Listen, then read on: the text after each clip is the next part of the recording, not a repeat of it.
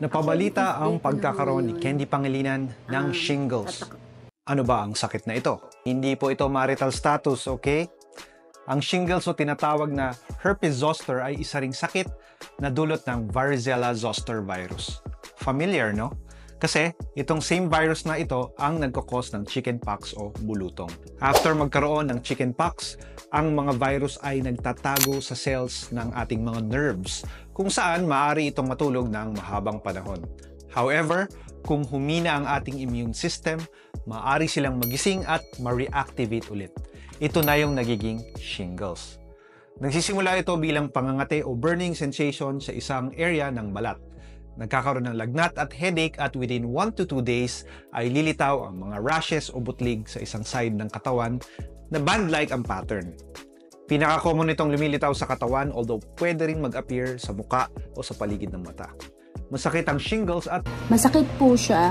Nilalarawan ng pain ito na sharp, stabbing o burning. Maaring mauna ang kirot bago lumabas ang rashes sa balat. Kusang nawawala ang mga rashes within 3 to 4 weeks pero may kasama na itong peklat at pangingitim. Mas common ang shingles sa mga adults age 50 years old pataas at sa mga mahina ang immune system, gaya ng mga pasyenteng may cancer, umiinom ng mga steroids o kung ikaw ay may HIV. Ang shingles mismo ay hindi na ipapasa sa ibang tao. Pero kung hindi ka pa nagkakabulutong before o wala kang varicella vaccine, maaari kang magkaroon ng chickenpox kung ikaw ay didikit sa taong may shingles or kung makalanghap ka ng infected droplets sa hangin.